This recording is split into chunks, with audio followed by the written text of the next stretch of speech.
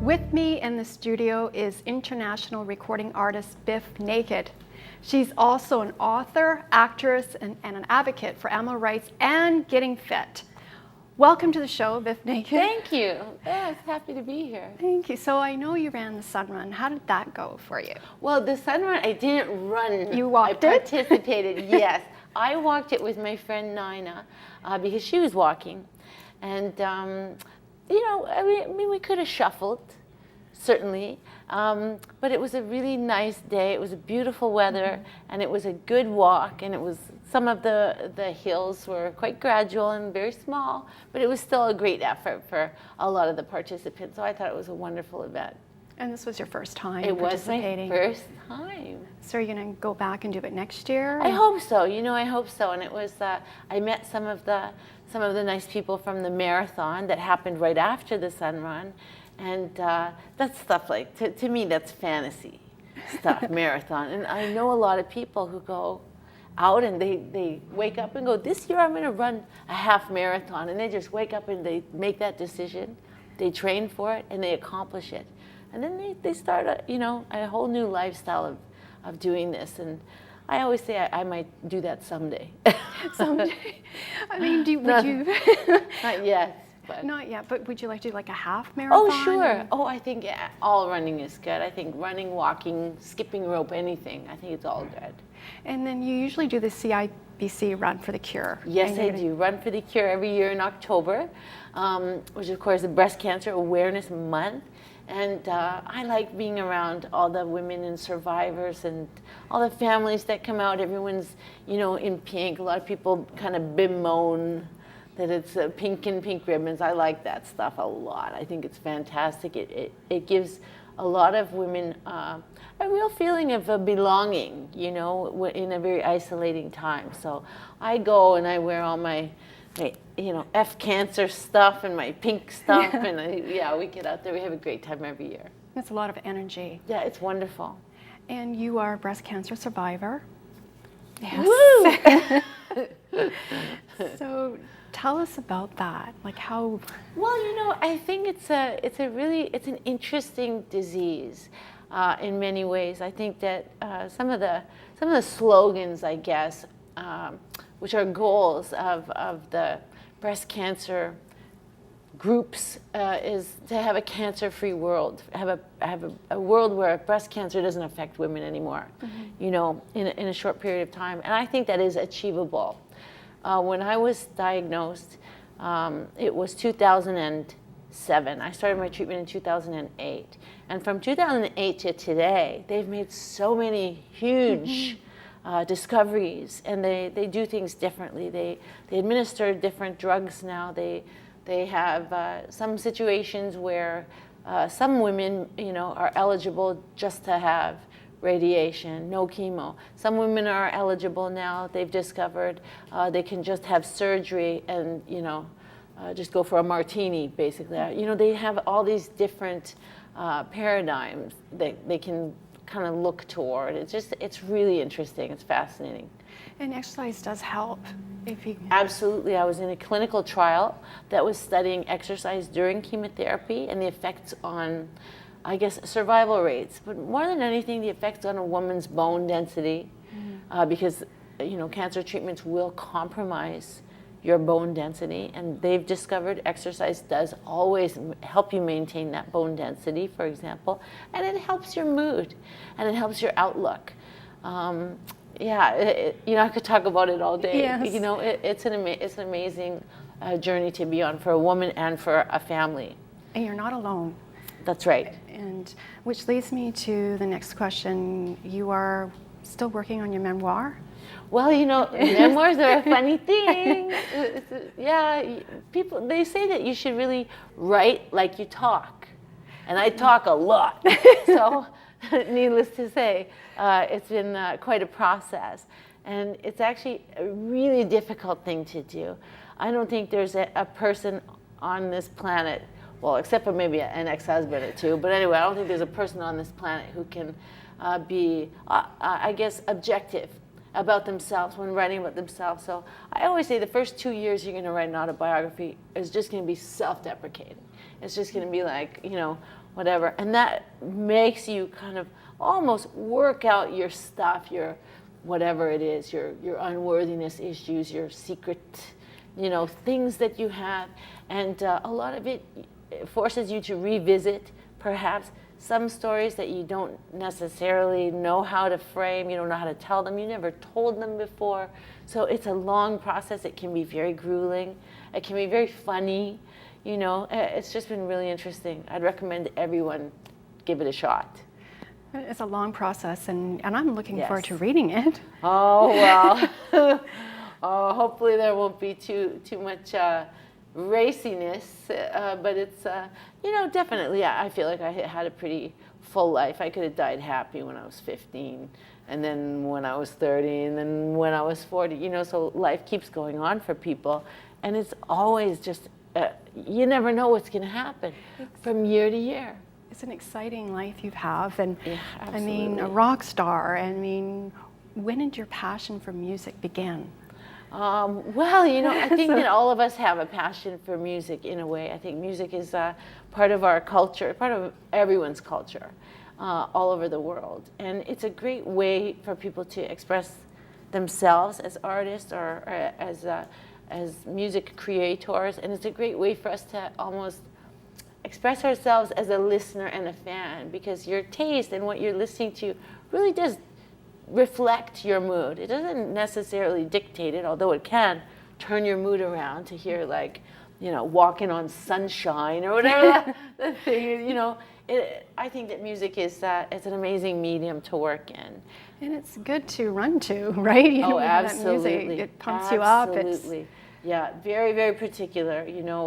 I find on an elliptical, I like to listen to some Indian ragas, maybe some Jai Uttal, maybe Nusrat Ali Khan. And when it comes to running, I definitely like to have some dance beats or something quite fast. It gets you going. And, Yeah. But the question I have, has the music industry changed from when you first started, the Canadian music industry? Has it changed at all? Like in terms Sure. I promoting? think it's changed a lot. And I think that now it's easier for a band to promote themselves, obviously with the internet.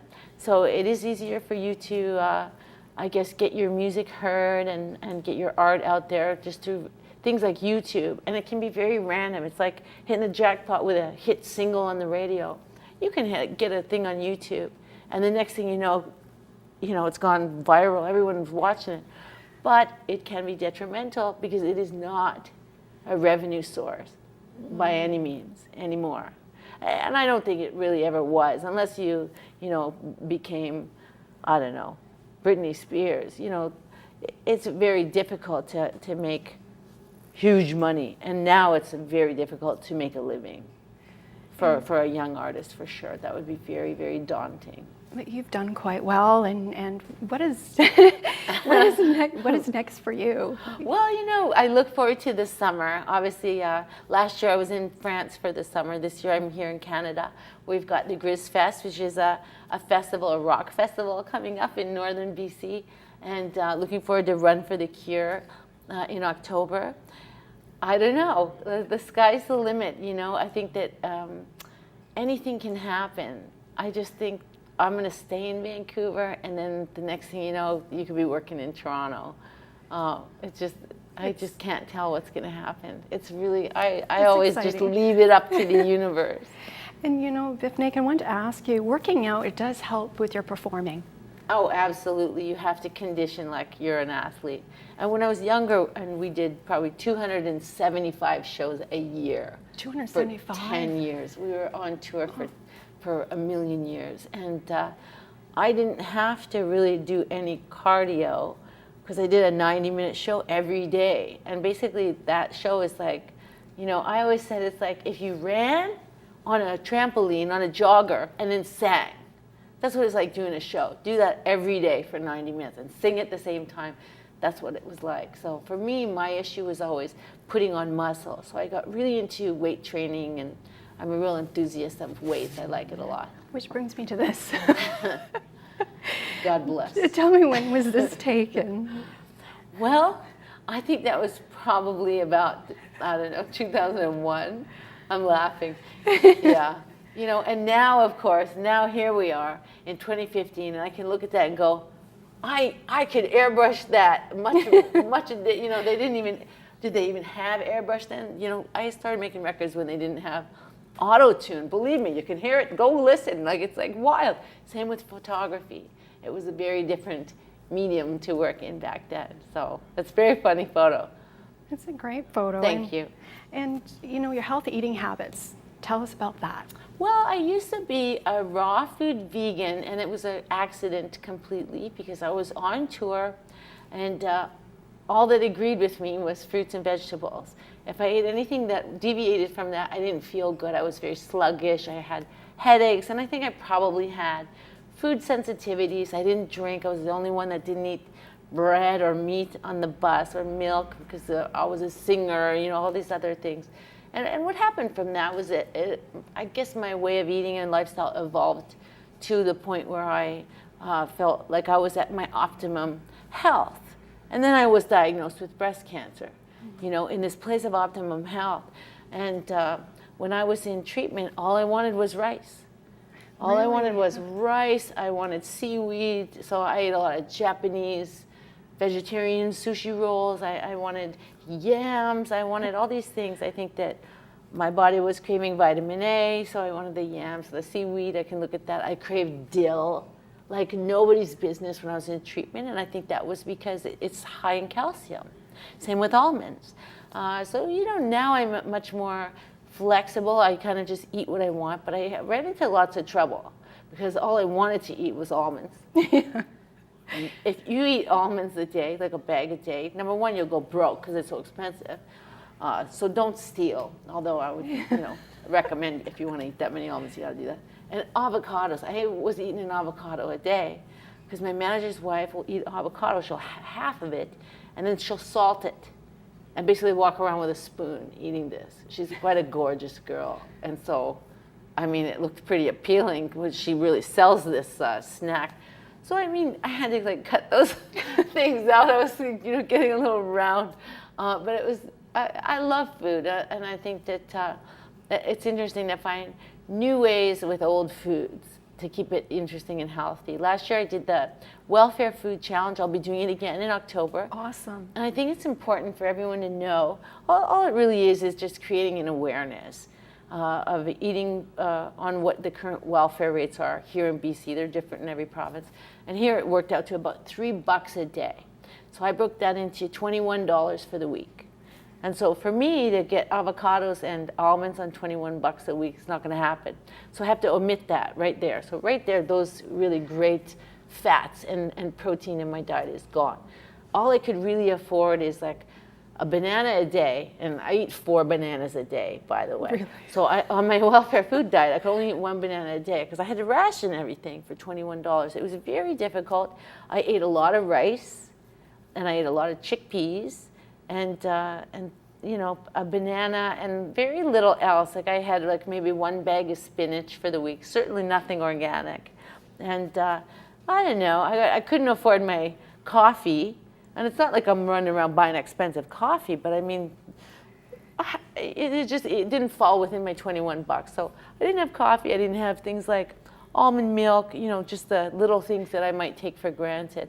And it was very difficult. It was really difficult. It was an eye-opener. You know, it was good. And I'm looking forward to doing it again. I'm going to try it harder. We'll see. And I want to thank you very much, Bif Naked, for coming on the show. Thank you for having me. Like it's always fun to hang out with you.